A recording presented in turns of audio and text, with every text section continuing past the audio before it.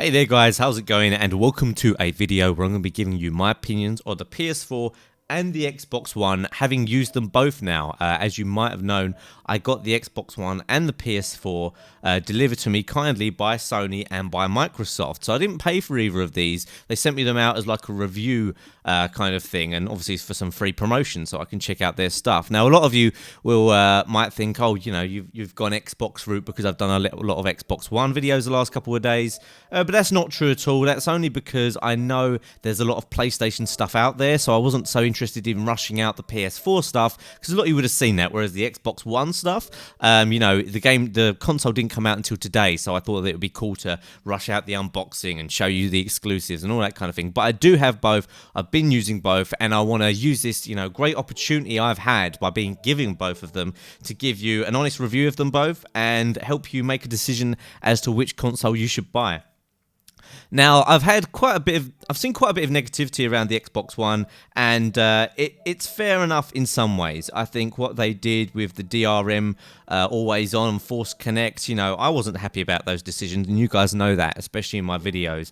But I'm not going to let that kind of sway my opinion of the console, because although, you know, all those things I wasn't happy about, once I actually got the console, I was like, oh wow, like this Connect thing is pretty cool. I can see what they were doing here. This functionality switching between other apps and games really quickly, I can see what they were going for, and it's really good. So if you want a quick overview of my opinions before I waffle on into more detail, I would say if you're the kind of person who has a lot of gadgets, you've got a console and you have a laptop and a PC that you have near to your console, so you've got a lot of that multi-functionality going on anyway, you're not really interested in kind of multimedia as much as you are just pure games, then I think the PlayStation 4 is probably the choice for you. It is cheaper, it runs games beautifully, they've got great support and everything, so I think it's going to be a great choice for you, and I think a lot of you guys who watch my videos are going to be in that camp. However, if you have multiple members of family who are going to be using one console, if you would just like to use multiple apps, then the Xbox One, it is a great console. Like, I was using it, I'm a bit skeptical of it because I'm like a gamer kind of person, so I'm a bit skeptical of it. But when I started using it, I was like, you know what, this is actually really cool, really fun, and I'm glad they did this. I'm glad they did that. You can switch so quickly between things on the Xbox One. It is super smooth. You can snap on things. The way the Kinect understands the voice commands is really good. Hopefully they'll put even more in, but I absolutely love the voice commands. You know, that's not for everyone. Some of you won't want to do that, and I'm the kind of person who would have said, you know, oh, I don't want to talk to my console. But then when it comes to it and you get all this functionality on the console, then you know, it is really cool. So I mean, kind of as an overview, I feel whatever you buy, you're going to really enjoy them, and I know that's what a lot of people have been saying, but it's true. These are great consoles. Both of them have game recording functions. Both of them, you know, have their own apps, a store full of games to play. They are really fast. They switch between games. They play games, you know, beautiful graphics. One of the kind of downfalls of the Xbox that a lot of people are saying is, oh, it's only 720p, some games, blah, blah, blah. I'll be honest, in a practical sense, when you're actually playing, I mean, I play on a 27-inch monitor, it's a 1080p monitor, you don't really notice it. You really don't. And that's from someone who, I'm like a PC gamer as well, and when I change a PC game from 720 to 1080, I'm like, wow, this is a crazy difference, like unbelievable. However, maybe it's the upscaling that's working in the Xbox One. I mean, if you think about a lot of the last generation of consoles, the resolutions weren't 1080p a lot of the time, and it didn't really seem too different. It only takes a second for your eyes to adjust, and for the most part, I didn't really notice that difference. So if that's going to be your selling point, you know, oh, you know, Xbox does 720 and this does 1080, so I'm going to get the PS4, I would say that's probably a bad decision, because both of them look absolutely great when you're playing the game, so I don't see that as an issue at all. When it comes to the controllers, they are both good, but PlayStation has stepped up their game. PlayStation has massively stepped up their game with the controller. It was probably one of the biggest complaints of the last generation from people who played 360, like, oh, PS3 controller's crap. And that's a big deal if you're an FPS player, like I'm sure a lot of you guys play Call of Duty and whatever other FPS you enjoy, Battlefield or whatever. And the controller is a big deal when it comes to that. On the PlayStation 4, the sticks have a lot more resistance now, which makes it a lot better for aiming with your PS4. You know, the buttons are great, that all works. The triggers are good. They've actually got the curved triggers now as well, so your fingers are less likely to slip off of them. And they have a slightly textured surface on the triggers as well. Before, on the old controllers, they used to be just smooth. So in my opinion, the PlayStation 4 wins just about on the controller, but the Xbox controller is really good. The only one downfall and complaint I'd have with the Xbox One controller is how loose the sticks feel, like how light they feel. But after getting used to that, you probably wouldn't even notice something like that. And other than that, you know, it's a great controller. The triggers are really good on the Xbox as well. I'd still say the Xbox has the triggers, has the advantage on the triggers slightly. They're slightly bigger. They have more of a curve to them.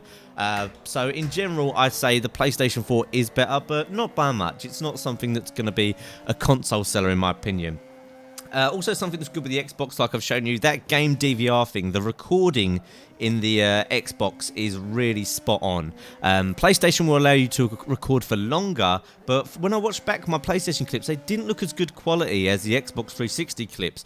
Also with the Xbox 360, you can just, you know, talk to it a lot easier and get things going a little bit easier.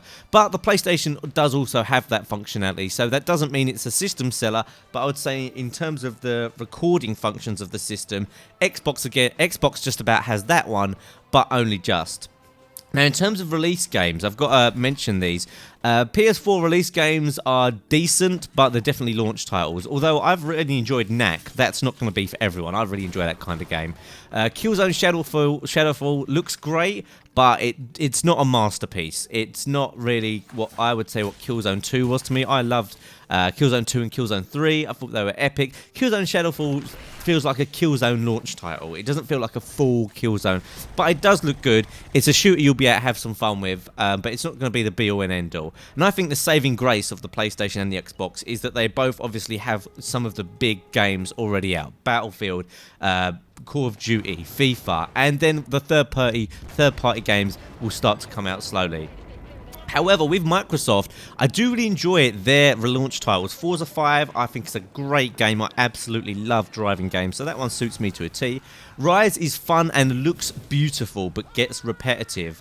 So it's more of a showcase for what your console can do, and it looks great as well. Considering it's a launch title, done on the Crytek engine, I believe, looks absolutely amazing. Killer Instinct as well is a load of fun. So they've both got some good games. I would say Xbox just about edges it on the launch titles at the moment, but that's if you don't include the multi-party games. I mean, if you mainly play Battlefield and FIFA, then it's not going to matter to you which console has the better launch titles. I do have to note, Microsoft's launch titles are very, very microtransaction heavy. Now, it's not to the point where you need to spend money to do better in them, but they both, or, you know, Killer Instinct and Rise and Forza all allow you to get a boost if you pay money. Now, for the most part, I thought, oh, that's a bit of a shame. But to be fair, if you really enjoy the game, you want to play it, so you want to get the experience. So I don't think it's like a problem, but for some people, they will have a problem with that, you know, in kind of a moral sense. You know, people would think, you know, games shouldn't be like that, and I don't think they really should.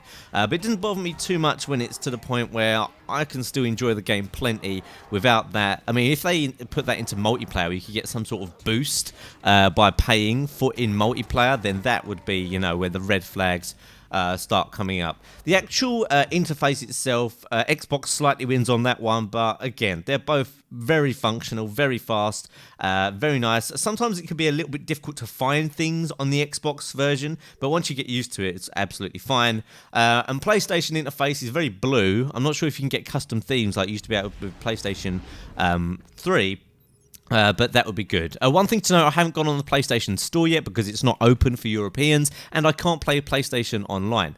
But I have to say, I think I'll be playing Call of Duty, Battlefield on the PlayStation. Like last generation, the multiplayer games, you practically had to play on Xbox. better functionality when talking to friends. Especially Call of Duty ran smoother on the Xbox, which I think, to be honest, is more of a programmer issue than the actual console couldn't deal with it.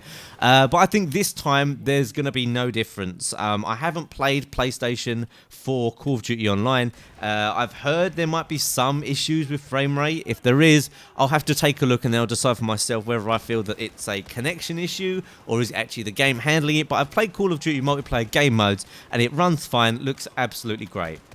So in conclusion, like I said earlier, both of them are great. You're going to love either of them. I would highly recommend buying either of these. You know, if you get one for Christmas or, you know, I would be ecstatic with either of them. If you're going to buy one for a family member, I think both of them will make amazing presents that they will love, whoever you're buying them for.